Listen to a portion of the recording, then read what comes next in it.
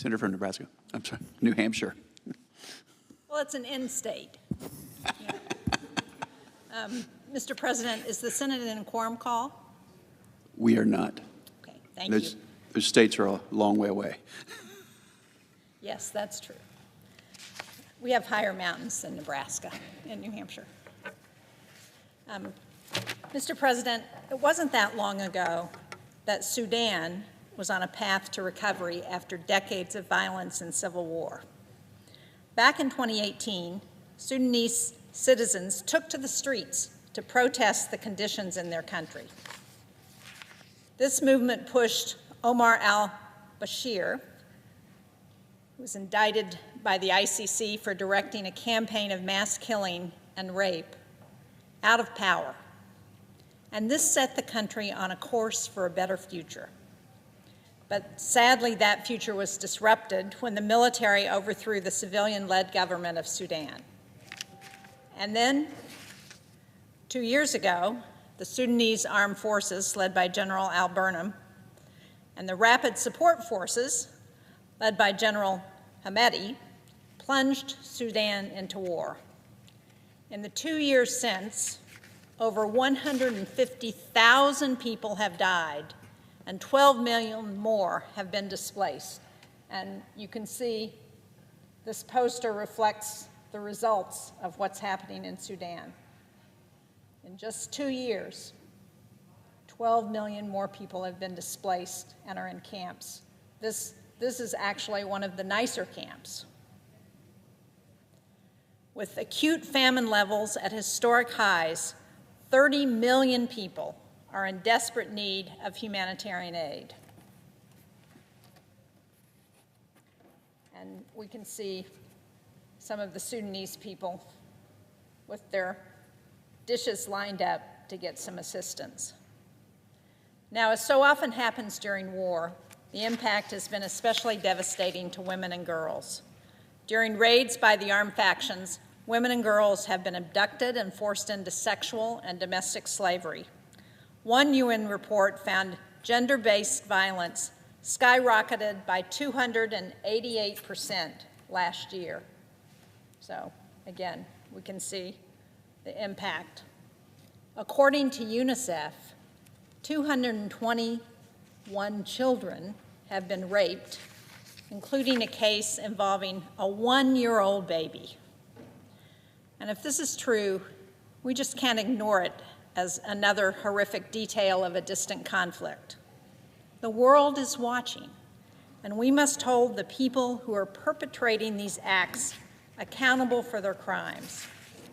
The United States government has determined that both the Sudanese armed forces and the Rapid Support Forces have committed war crimes and crimes against humanity during fighting in Sudan. And the Rapid Support Forces have led a campaign of ethnic cleansing in Darfur.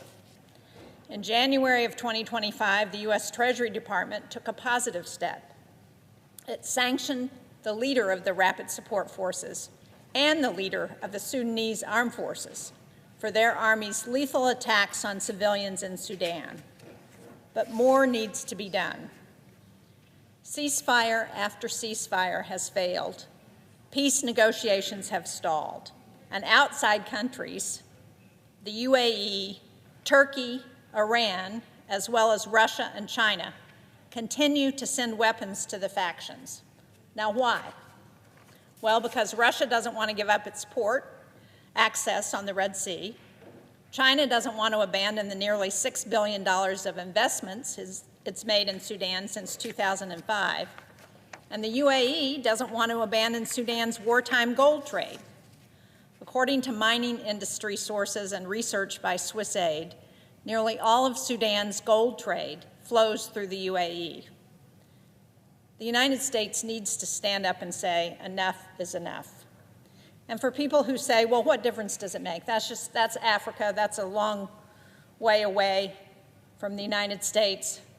Why does it matter? Well, because sadly, what happens in Africa, what happens in Sudan, doesn't stay in Sudan. If you can't be outraged because of the moral horror of what's happening there. You should be outraged because the terrorism, the potential disease, that can cross the borders of Sudan. That can come to the United States, and we've seen that too often in the past. Now, as ranking member of the Senate Foreign Relations Committee, I'm committed to working with my colleagues on both sides of the aisle, here in Congress, as well as with folks in the Trump administration, because we must hold these groups accountable for their war crimes. We must support them in ending the violence. Right now, both sides in the war continue to bomb, to raid, to siege schools, markets, and hospitals. The Sudanese armed forces are intentionally denying humanitarian aid. They're blocking medicine and other relief items. And the Rapid Support Forces continue to lead an ethnically charged campaign of violence in Darfur. And sadly, so many of the foreign assistance programs that we had in place have been ended or are under review. The U.S., the Trump administration, and Congress must create a clear policy to address this conflict. We must resume foreign assistance to the region and Sudan to limit further humanitarian suffering, and we must set aside our differences, bring an end to the violence, and renew our commitment to setting Sudan back on the path to a civilian-led democracy. Thank you, Mr. President. I yield the floor.